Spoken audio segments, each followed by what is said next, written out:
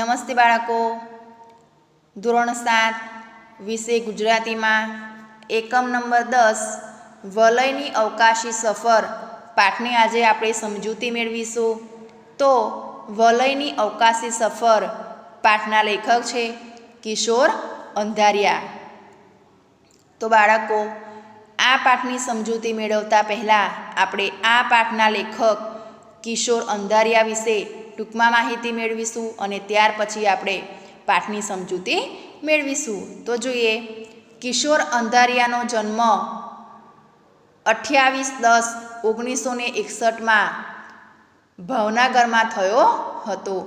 હિમખંડ, નવલકથા, મંગલ અમંગલ, લઘુ નવલ, વલયની અવકાશી સફર નામે વિજ્ઞાન કથામાં પુસ્તકો આપ્યા છે. વલયની અવકાશી સફર એ ગુજરાતી સાહિત્ય અકાદમીનું પ્રથમ પારિતોષિક મળેલું છે. હવે આપણે વલયની અવકાશી સફર પાઠને ટૂંકમાં સમજીશું, ત્યાર પછી આપણે પાઠની માહિતી મેળવીએ. તો જોઈએ, વલયની અવકાશી સફર એ રોમાંચક વિજ્ઞાન કથા છે. આ કેવી છે? વિજ્ઞાન કથા છે, કોઈ વાર્તા નથી, બરાબર, નવલકથા પણ નથી, બરાબર, પણ શું છે? વિજ્ઞાન કથા છે. શાના પર આધારિત છે? તો વિજ્ઞાન પર આધારિત આ પાઠમાં કથા આપેલી છે. વિજ્ઞાન કથાનો ઉદ્દેશ ભાષાના માધ્યમ દ્વારા બાળકોમાં વૈજ્ઞાનિક દ્રષ્ટિ કેળવવાનો હોય. શું કહ્યું છે? વિજ્ઞાન કથાનો ઉદ્દેશ, એનો હેતુ શું હોય છે? તો એ ઉદ્દેશ ભાષાના માધ્યમ દ્વારા બાળકોમાં વૈજ્ઞાનિક દ્રષ્ટિ કેળવવાનો હોય.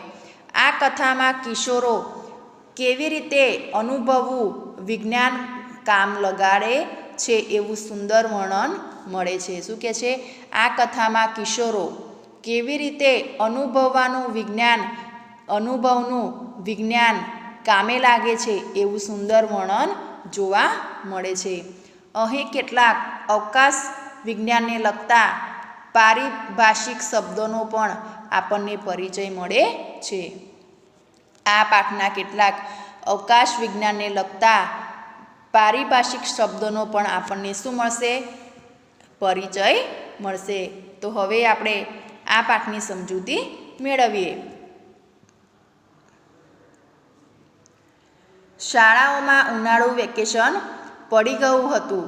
મે મહિનાની કાળઝઘેરી રાત હતી. લેખક કહે છે કે શાળાઓમાં ઉનાળાનું વેકેશન પડી ગયું હતું.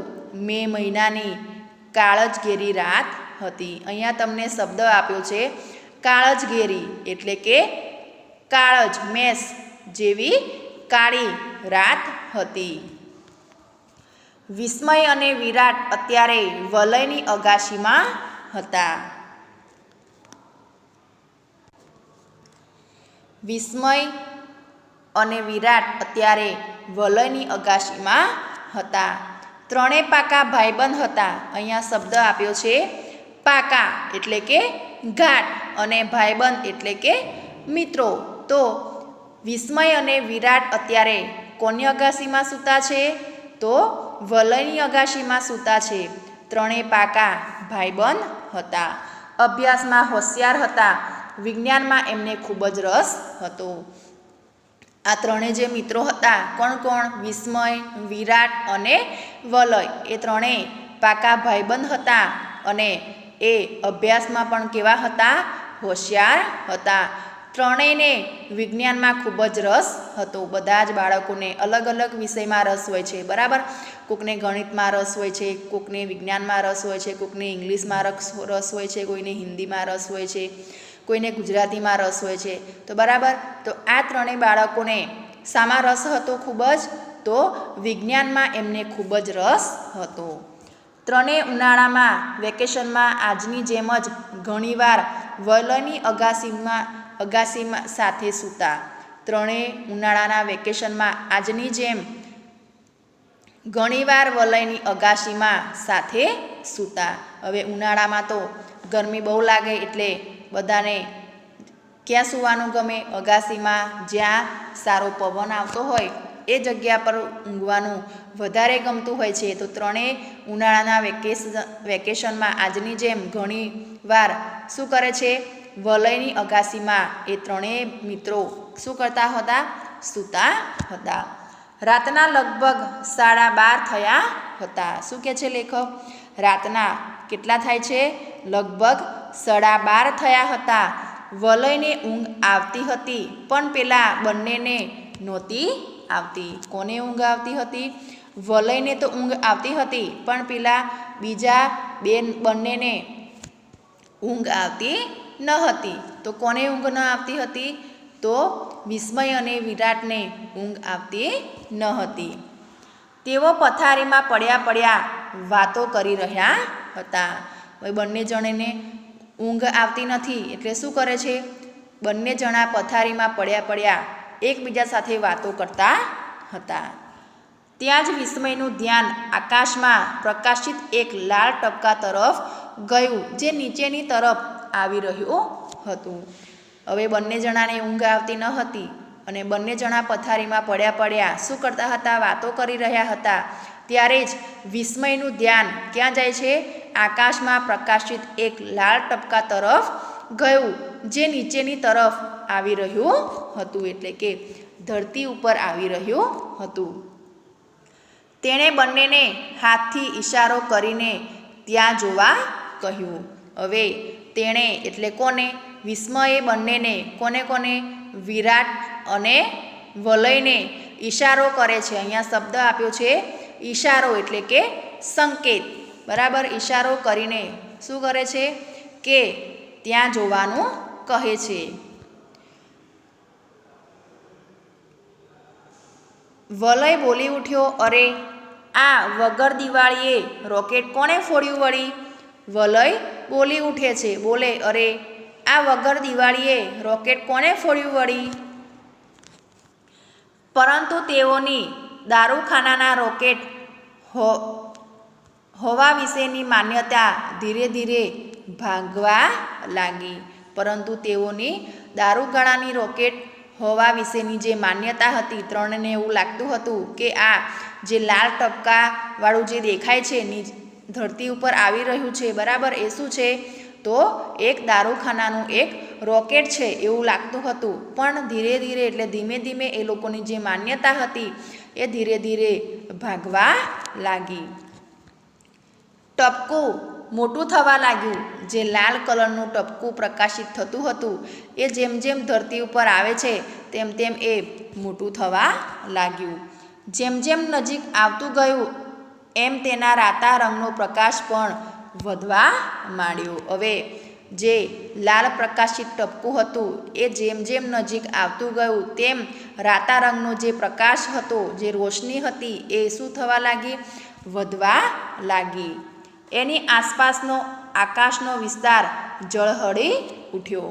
હવે શું કહે છે કે એની આસપાસનો આકાશનો જે વિસ્તાર હતો, બરાબર, લાલ ટપકાની આજુબાજુ જે આકાશનો વિસ્તાર હતો એ ઝળહળી ઉઠ્યો, એટલે કે વધારે પ્રકાશિત થવા લાગ્યો. આ ચમકતો પદાર્થ જમીનથી નજીક પહોંચી ગયો. આ જે ચમકતો લાલ કલરનો જે પ્રકાશ પદાર્થ હતો એ જમીનથી નજીક પહોંચી જાય છે. વલયની ઘરની પાછળ ભાગે મોટું મેદાન હતું, જ્યાં દિવસે તેઓ ક્રિકેટ રમતા. હવે વલયની ઘરની પાછળના ભાગે શું હોય છે? એક મોટું મેદાન હતું. ત્યાં દિવસે તેઓ શું રમતા હતા? ક્રિકેટ રમતા હતા. કોણ કોણ? વિસ્મય, વિરાટ, વલય અને બીજા મિત્રો ઘણા બધા ભેગા મળીને વલયના ઘરની પાછળ જ્યાં મોટું મેદાન હતું ત્યાં શું રમતા હોય છે? ક્રિકેટ રમતા. એ લાલ રંગધારી પ્રકાશિત આકાર ધીરે ધીરે આ મેદાન પર ઉતર્યો. શું કહે છે? એ લાલ રંગધારી પ્રકાશિત આકાર જે હતો એ ધીરે ધીરે એટલે કે ધીમે ધીમે આ મેદાન તરફ શું કરે છે? ઉતર્યો.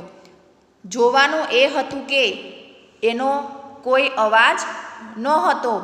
રાત્રિની નીરવ શાંતિમાં આ વિચિત્ર ઘટના જોઈ તેઓ અચંબામાં પડી ગયા. હવે એ રંગધારી પ્રકાશિત જે લાલ આકાર હતો એ મેદાનમાં ઉતર્યો. હવે જોવાનું તો એ હતું એટલે કે જાણવાનું તો એ હતું કે એનો કોઈ અવાજ ન હતો. એ લાલ ટપકું જે હતું એનો અવાજ ન હતો. રાત્રિની નીરવ શબ્દ આપ્યો છે નીરવ એટલે કે શાંત.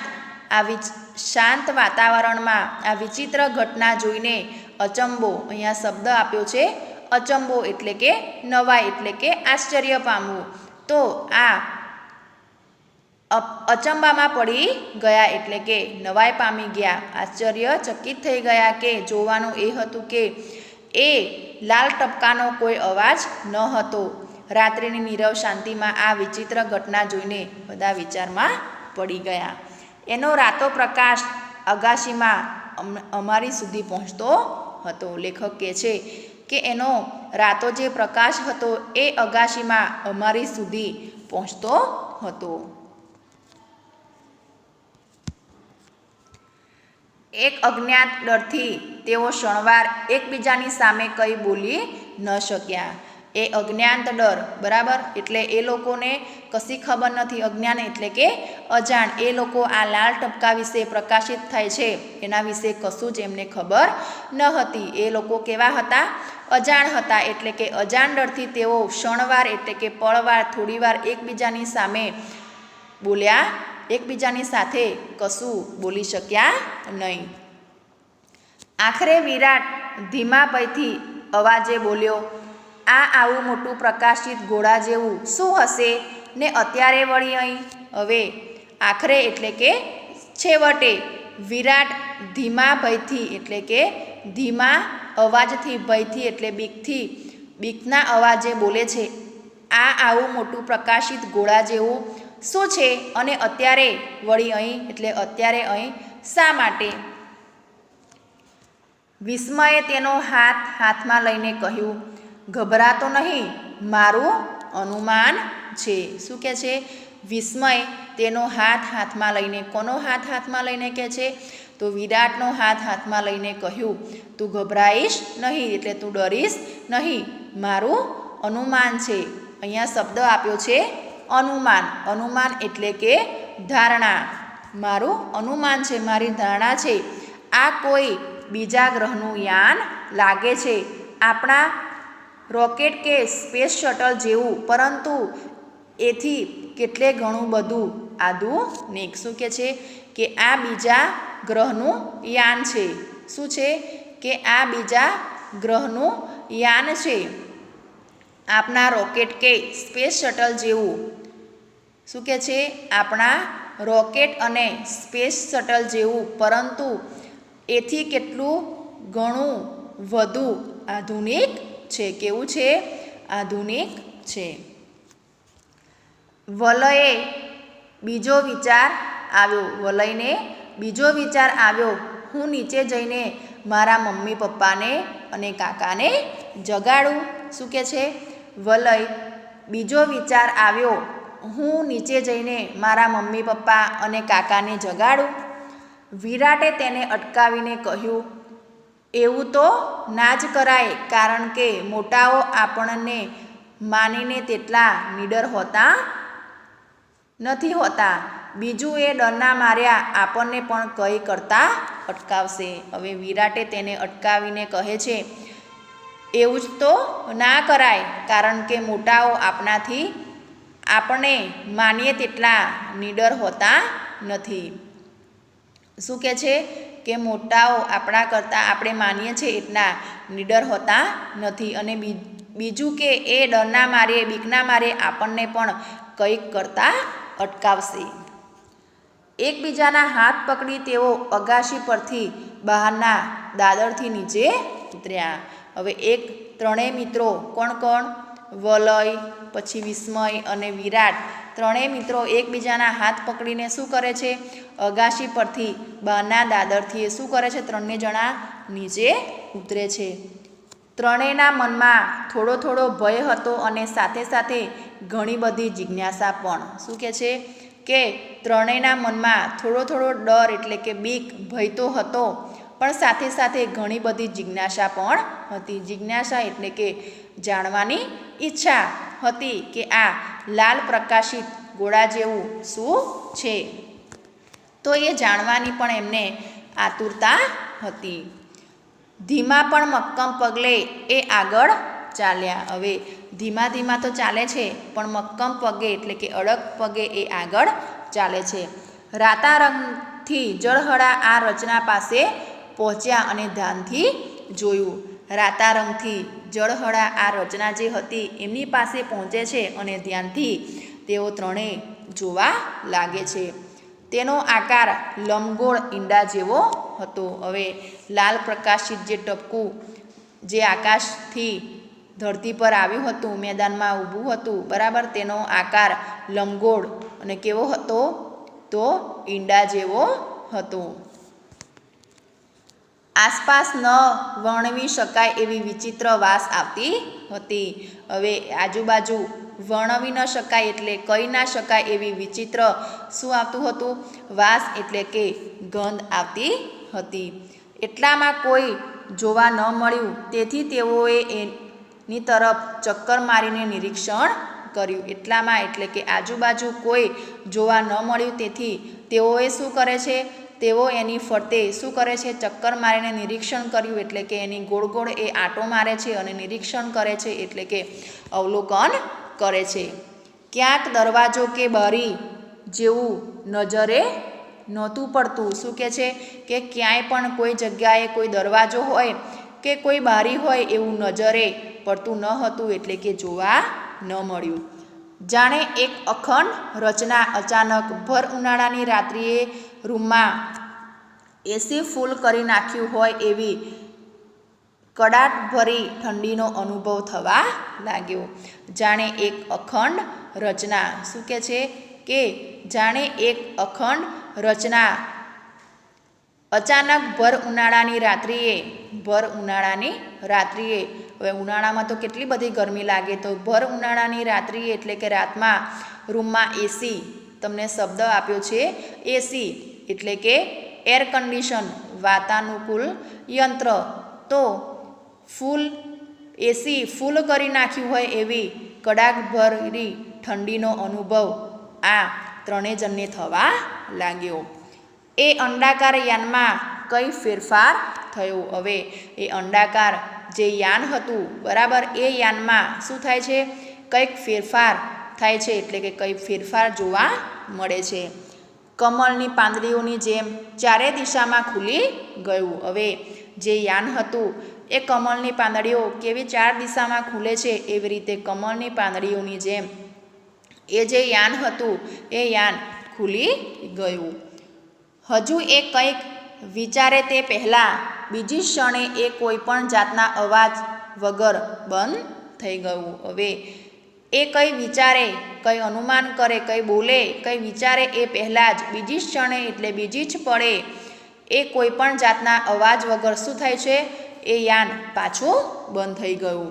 નવાઈની વાત એ હતી કે હવે તેઓ એની અંદર હતા. અંદર પણ રાત્રો પ્રકાશને આજ ઠંડી ત્રણેયના ફડફડાટ વધી ગયા. હવે નવાઈની વાત એ હતી, બરાબર, અચંબાની આશ્ચર્યની વાત એ હતી કે તેઓ તેની અંદર હતા એટલે કે આ જે યાન હતું એ યાનની અંદર હતા.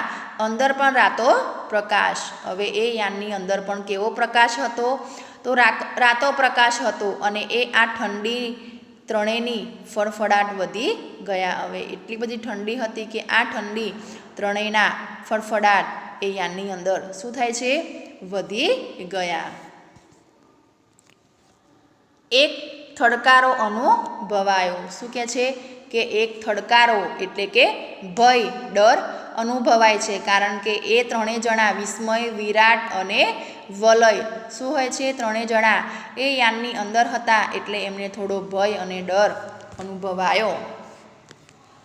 તેમણે એકબીજા સામે જોયું. હવે ડર લાગે છે, બરાબર, તેઓ આ યાનની અંદર હતા, રાતા પ્રકાશિત જે યાન હતું એની અંદર હતા એટલે ડરે છે, તેમને બીક લાગે છે અને તેઓ એકબીજાની સામે જોવા લાગ્યા. મનોમન સમજી ગયા કે હવે આ યાને જમીન ઉપરથી ઉંચકાઈને પોતાનો પ્રાણ ચાલુ કર્યો છે, અરે પ્રવાસ ચાલુ કર્યો છે. શું કહે છે? મનોમન સમજી ગયા હતા, એટલે કે તેઓ અંદર સમજી ગયા હતા કે હવે આ યાને જમીન પરથી ઉંચકાઈને પોતાનો પ્રવાસ એટલે કે યાત્રા ચાલુ કર્યો છે. પોતાનું ઘર, પોતાનું ગામ, પોતાનું રાજ્ય, દેશ, ખંડ અને પૃથ્વીની સપાટીએથી તેઓ દૂર જઈ રહ્યા હતા. હવે તેઓ યાનની અંદર હતા. તેઓને ખબર પડી ગઈ હતી કે તેઓ પોતાનું ઘર, પોતાનું ગામ, પોતાનું રાજ્ય, દેશ, ખંડ અને પૃથ્વીને સગડાથી એટલે બધાથી તેઓ ક્યાં જઈ રહ્યા હતા? તો દૂર જઈ રહ્યા હતા. થોડો વાઇબ્રેશન સિવાય કશો જ અવાજ ન હતો. થોડો અહીંયા શબ્દ આપ્યો છે વાઇબ્રેશન. કયો શબ્દ છે? વાઇબ્રેશન એટલે કે ધ્રુજારી. ધ્રુજારી સિવાય બીજો કોઈ પણ અવાજ આ યાનની અંદર આવતો ન હતો. બહાર કંઈ જોઈ શકાય એવી વ્યવસ્થા પણ ન હતી. બહાર કંઈ જોઈ શકાય એટલે કે યાનની બહારથી કંઈ જોઈ શકાય એવી પણ ત્યાં વ્યવસ્થા નહોતી. હતી જાણે લાલ અંડાકાર જેલ. ત્રણેય એટલું તો સમજી ગયા હતા કે આ કોઈ પ્રગ્રહવાસીઓનું સ્વયં સંચાલિત યાન છે અને તેઓએ એમને કેદી છે. હવે જાણે લાલ રંગના અંડાકાર જેવું. ત્રણેય એટલું સમજી ગયા હતા કે આ કોઈ પ્રગ્રહવાસીઓનું શબ્દ આપ્યો છે તમને પ્રગ્રહ એટલે કે બીજા ગ્રહનું સ્વયં સંચાલિત એટલે કે આપોઆપ ચાલે તેવું યાન છે અને તેઓ હવે એમના કેદી છે. કોણ કેદી છે? તો વિસ્મય, વિરાટ, બરાબર, અને વલય. આ ત્રણેય જણા આ લોકોના શું બની ગયા છે? કેદી બની ગયા છે. અને પ્રગ્રહવાસી એટલે કે બીજા ગ્રહનું અને સ્વયં સંચાલિત એટલે કે આપોઆપ ચાલતું યંત્ર. બરાબર.